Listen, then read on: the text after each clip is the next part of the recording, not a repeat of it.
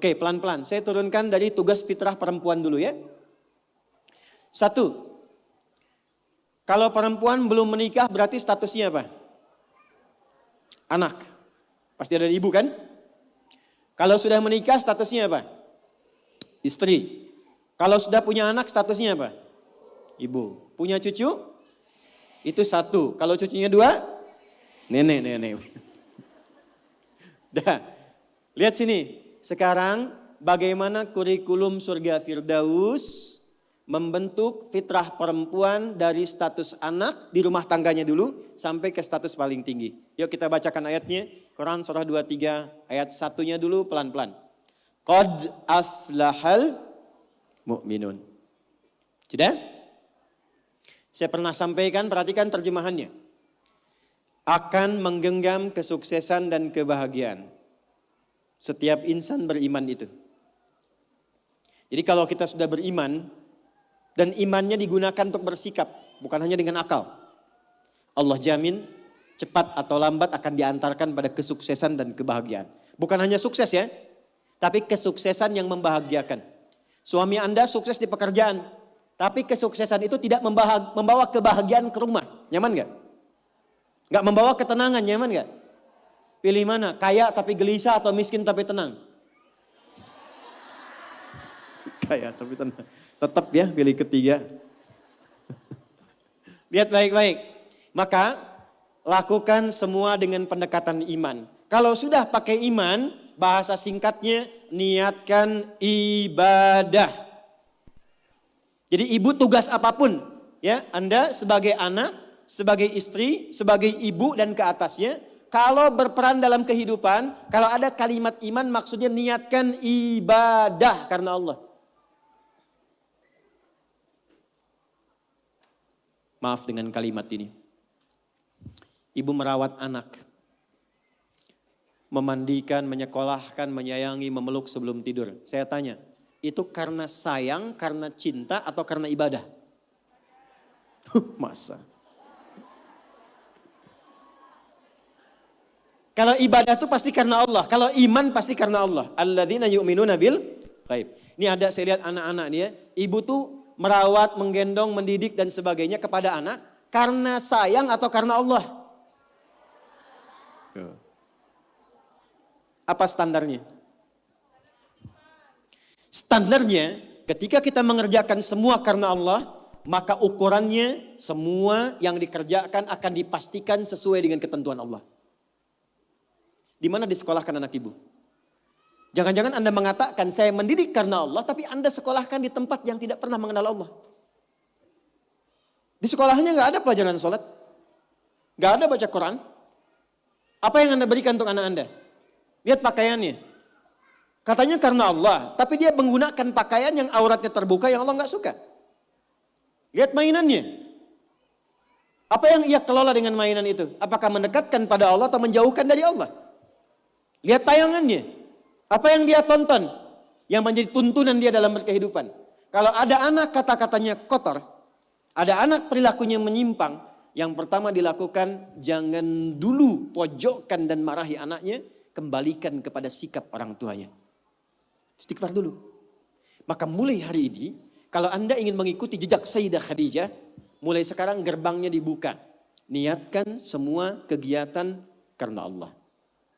Nah, apa yang harus dilakukan pertama kali untuk itu? Lanjut ayat keduanya. Alladzina hum fi salatihim khashi'un. Pelan-pelan. Kurikulum yang pertama dimulai dari salat. Saya ulangi. Dimulai dari apa? Kata Allah, penghuni surga Firdaus itu terlihat yang pertama dari ciri salatnya, bukan sekedar menunaikan salat. Tapi dia mencoba untuk mendapatkan kekhusyuan dalam sholatnya. Pelan-pelan. Ini saya belum bicara dengan suami ya. Bicara status ibu dulu. Sebagai istri, sebagai ibu, sebagai anak. Maka kalau ingin levelnya naik, mengikuti jejak Sayyidah Khadijah. Maka yang pertama dibangun hubungan dengan Allah dulu. Dalam bahasa Arab, hubungan kuat itu yang sulit dipisahkan disebut dengan silah. Ibu pernah dengar silaturahmi? Silaturahim. Kenapa disebut silaturahim? Maksudnya hubungan perhatian yang kuat, yang saat berpisah pun masih ingat, masih mendoakan, masih mengenal. Di silaturahim yang sukses itu bukan Anda ketemu, Anda nyapa, bukan. Kalau Anda nyapa orangnya ada, wajar. Tapi kalau Anda berpisah masih ingat teman, masih didoakan, masih disupport, itulah silaturahim. Nah, ibadah yang melatih kita terhubung kuat dengan Allah, sehingga dimanapun tersambung dan dijaga oleh Allah, itu disebut dengan sholat namanya. Maka ketika diminta untuk sholat, sebetulnya itu ibadah personal yang Allah inginkan untuk merubah perilaku kita dan pribadi kita supaya lebih dekat dengan Allah. Makanya panggilannya itu bukan panggilan beban, Bu. Bukan panggilan ruku, bukan panggilan sujud. Coba dengarkan kalau orang yang sedang azan, muadzin itu sholat. Ya, azan, maaf, saat sedang mengumandangkan azan. Hayya 'alas shalah. Ayo sholat. Setelah itu apa? Hayya 'alal falah. Ayo sukses, ayo bahagia. Falah itu kalau sudah digenggam jadi aflah. Orang yang menggenggam kesuksesan, kebahagiaan. Qad aflahal mu'minun. Orang beriman pasti menggenggam kesuksesan, kebahagiaan karena dia dekat dengan Allah. Maka saya kembalikan, kenapa yang pertama yang dilatih adalah sholat dan itu mutlak bagi seorang perempuan. Karena nanti curhatan terbesar ibu ketika menghadapi tantangan dalam rumah tangga, itu akan banyak persoalan-persoalan yang diringankan oleh Allah ketika ibu optimal dalam sholatnya. Ibu bersyukurlah, catat ini kalimat saya. Kalau ibu jaga sholat dengan baik, nanti saya tunjukkan yang pernah saya katakan minimal 40 rakaat saja. 40 rakaat. Kalau yang sholat fardu berapa? 17 ya. Subuh berapa? 2. Duhur 4, asar 4, maghrib, isya. Ingat rumusnya ya, itu nomor telepon Allah, koneksinya 24434. Jumlah 17. Sisanya 23 di mana? 12-nya rawatib. Oke. 11-nya tahajud. Ibu jaga aja dulu ini yang 40 dan lihat apa yang terjadi setelah konsisten menunaikan itu. Sebulan aja dulu. Sebulan dulu. Lihat apa yang terjadi setelah itu. Maka nanti kalau sudah terkoneksi ke dalam jiwa, sudah enak sholatnya, itu yang disebut dengan khusyuk. Suasananya beda, Bu. Bukan ngejar selesai sholat, tapi menikmati setiap bacaan dan gerakan dalam sholat. Pernah nggak ada masa-masa ketika sholat enak gitu rukunya? Pernah nggak? Sujudnya nikmat, pernah begitu? Itulah khusyuk. Itu kalau ibu sedang mencapai titik itu kemudian sholat dan minta sesuatu, itu tidak ada sekat yang terhijab yang dikabulkan oleh Allah Subhanahu wa taala. 2, saya cepat. Jangan cukupkan soleh sendiri, Bu. Karena sama-sama ingin ke surga Firdaus kan ada suami, ada anak-anak. Maka pesan yang pertama penghuni surga Firdaus itu yang dipesankan bukan dunianya tapi akhiratnya. Contoh, suami mau berangkat, biasanya ibu pesan apa? Hah? Hati-hati ya Pak, gitu kan? Ya, sukses ya. Pernah nggak ibu bilang pertama kali yang disampaikan, ayah jangan lupa sholat ya? Pernah nggak? Tuh. Sekarang hari apa? Yang ke masjid siapa? Laki-laki perempuan? Yang ke masjid suami ibu, yang ke masjid laki-laki. Pernah nggak ibu siapkan pakaiannya? Pernah, bagus. Pernah nggak siapkan parfumnya? Bagus, tapi pernah nggak ibu bisikkan di telinganya? Pak, nanti pas khatib duduk di antara dua khutbah, doakan rumah tangga kita samara sampai surga ya. Pernah nggak? Belum. Padahal di situ ada pesan kuatnya. Di situ ada hikmah indahnya. Jadi ternyata sholat itu ketika dimunculkan ciri pertama, kita kemudian tebarkan ke semua anggota keluarga. Bu, kalau cuman hafal waktu sholat, itu iman standar. Surganya standar. Penghuni surga Firdaus, dia menyiapkan sebelum waktunya. Oleh karena itu pulang dari sini, jangan sampai di rumah nggak ada jadwal sholat, Bu. Print out, bikin. Saya suka tempelkan di dinding rumah, di kamar, kadang-kadang di meja makan. Sehingga begitu yang terlihat sebelum nunggu menu makan, waktu sholat. Jelas? Oke. 2, Walladzina hum 'anil lagwi mu'ridun. Agak cepat. Kita nanti akan bahas 3 saja. Walladzina hum, orang-orang yang menginginkan surga Firdaus itu, 'anil lagwi, dari hal yang tidak penting, yang tidak ada manfaatnya, mu'ridun, dia hindari. Saya ulang ya. Dari segala hal yang tidak bermanfaat, dia menghindar. Menghindarkan diri dari segala yang tidak penting. Jadi penghuni surga Firdaus itu orientasinya yang bermanfaat saja. Yang penting apa? Kalau ada pertemuan, manfaat gak? Penting gak? Ada kumpul-kumpul, penting gak? Ada pengajian, pengajiannya bermanfaat atau cuman kumpul-kumpul datang saja? Penghuni surga Firdaus, dia petakan semua kegiatannya dalam frame segala yang bermanfaat, segala yang penting saja. Sekarang mulai ibu evaluasi, bawa ke rumah. Dari ujung kepala sampai dengan ujung kaki. Mohon maaf sekali pelan-pelan. Mohon maaf sekali.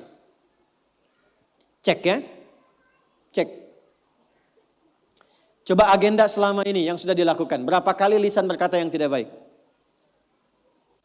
Mata melihat yang tidak baik. Ibu punya agenda perkumpulan di mana saja? Anak-anak ditempatkan di tempat ngumpul di mana saja? Cek evaluasi semua, termasuk aktivitas suami, kira-kira bermanfaat gak untuk kehidupan? Dudukan semua itu, kemudian telaahi dengan baik, bikin kurikulum, maka mulai belajar misalnya ambil target per bulan. Latihan dari lisan dulu. Sepakat semua keluarga. Pak, anak-anak, kita sebulan latihan berkata yang baik-baik ya. Kalau ada nggak sepakat, katakan dengan cara yang baik. Kalau melihat ingin bertutur, katakan dengan cara yang benar. Yang tak bermanfaat, jauhi.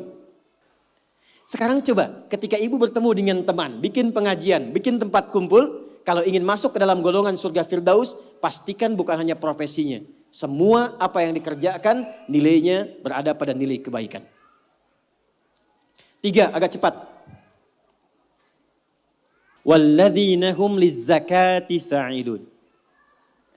Ternyata penghuni surga Firdaus juga gemar berzakat. Gemar apa? Baik, zakat itu berapa persen dari harta? 2,5 minimalnya. Bisa nggak berzakat kalau nggak ada uangnya? Hah?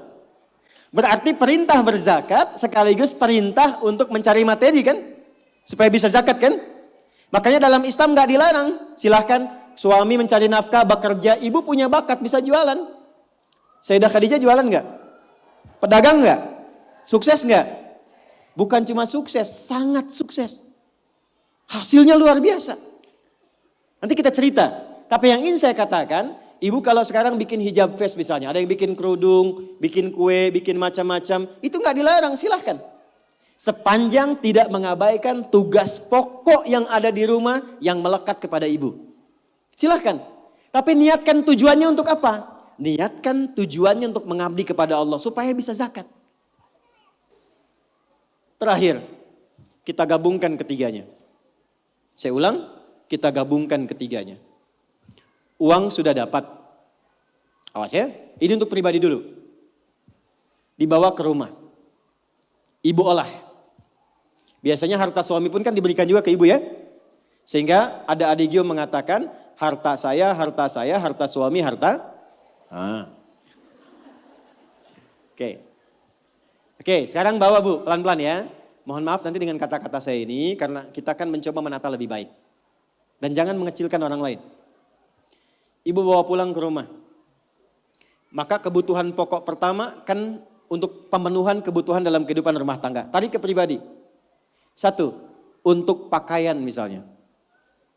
Karena kita sekarang menaikkan level seperti Sayyidah Khadijah. Berpakaian yang bukan hanya pantas. Tapi Allah sukai dan menjadi support untuk suami.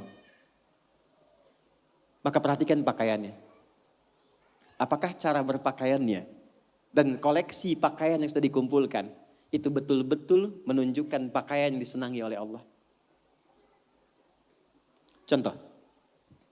Perempuan berjilbab atau tidak? Saya ulang, berjilbab atau tidak syariatnya? Yang sudah berjilbab pertahankan, yang belum kita bantu, doakan, terangkan tentang keutamaan keistimewaan jilbab. Ternyata saking pentingnya jilbab itu, Bukan hanya di dunia. Di alam kubur pun ketika meninggal, kain kafan perempuan ditambah satu. Yang laki-laki gak punya. Apa itu? Kerudungnya. Saking pentingnya. Jadi ketika dalam kehidupan dunianya pun misalnya belum mengenakan sepenuhnya, itu saat pulangnya mesti dipakaikan kerudungnya dalam kafannya. Sebetulnya apa fungsi jilbab itu? Yuk kita tarik dulu pelan-pelan. Buka Quran surah ke-33 Al-Ahzab ayat 59. Nanti setelah itu saya tarik kepada suami untuk mensupport. Surah ke-33 Al-Ahzab ayat 59. Ada ayatnya, ya ayyuhan nabiyyu qul li azwajika wa banatika wa nisa'il mu'minin. Ada? Yudnina min jalabibihinna. Dzalika adna an yu'rafna fala yu'dzain. Ada? Asalnya Bu, sebelum ayat ini turun, itu masih ada yang berkerudung, masih ada yang tidak berjilbab. Biasa saja. Tapi tiba-tiba ada kejadian. Perempuan muslimah malam-malam ingin ke toilet diganggu oleh preman-preman Madinah dari Yahudi. Maka dilaporkan kepada Nabi, turunlah ayat ini. Maka Allah sampaikan, ya ayyuhan nabi, wahai Nabi, qul li azwajika, mulai hari ini, sampaikan pada semua istrimu, wa banatika, anak perempuanmu, dan nisa'il mu'minin, bukan cuma perempuan, nisa'il mu'minin. Perempuan-perempuan yang memang merasa punya iman, yang yakin dengan anugerah Allah. Yudnina min jalabibihinna, mulai detik ini kenakan jilbab oleh mereka. Dzalika adna an yu'rafna, maka ketika jilbab dikenakan, aku akan perhatikan sebagai identitas untuknya. Di identitas ibu sebagai perempuan di hadapan Allah itu, salah satunya ketika ibu mengenakan jilbab yang dikenakan itu. Dengan model apapun. Tapi belum berhenti ayatnya, belum berhenti. Perhatikan kalimatnya. Asa ayyu'rafna, maka ketika dia kenakan jilbab itu, semua mesti kenali. Dialah perempuan yang beriman. Fala yu'dzain, dan setiap laki-laki yang beriman mesti punya komitmen melindungi dan menjaganya. Jadi ketika ibu kenakan jilbab itu kami yang laki-laki, yang pria-pria mukmin ini, itu terikat dengan komitmen kepada Allah. Kalau ibu ada yang ganggu, ada kesulitan, kami mesti bantu. Itu asalnya. Di Allah turunkan ayat hijab, jilbab itu bukan sekedar ingin menutup, tapi memberikan kemuliaan pada perempuan. Dan ini fikih jarang diketahui laki-laki juga. Jadi ketika ibu ke pasar nih ya, kesulitan misalnya, beli beras sulit, terlihat ibu pakai jilbab tuh. Itu laki-laki itu yang melihat itu langsung respon bantu. Dan Allah jadikan itu mengikat dalam fitrah hati setiap insan beriman. Itu poinnya. Sekarang ingin saya katakan, ketika Allah memberikan hadiah yang sangat luar biasa dan mengistimewakan, diambil gak? Diambil gak? Maka perhatikan, kalau di era Sayyidah Khadijah hasil niaganya diserahkan untuk dakwah Nabi, maka di era kita dibalik. Apa yang dihasilkan oleh suami diolah oleh istri perempuan, ada pendapatan dari istri dikumpulkan, coba dari situ kreasikan untuk membeli atau mendapatkan sesuatu yang Allah sukai. Punya anak perempuan, apa yang Allah sukai dari perempuan ini? Ibu kalau nggak percaya silakan ya, kasih makanan yang halal, kasih pakaian yang paling benar, nanti cek, masukkan dia ke sekolah Quran. Demi Allah saya katakan, tidak tunggu lama dia akan cepat mendapatkan hafalan Qurannya. Karena ibu menyiapkan dia untuk mendapatkan kalam Allah dengan penampilan yang Allah sukai. Jelas? Oke.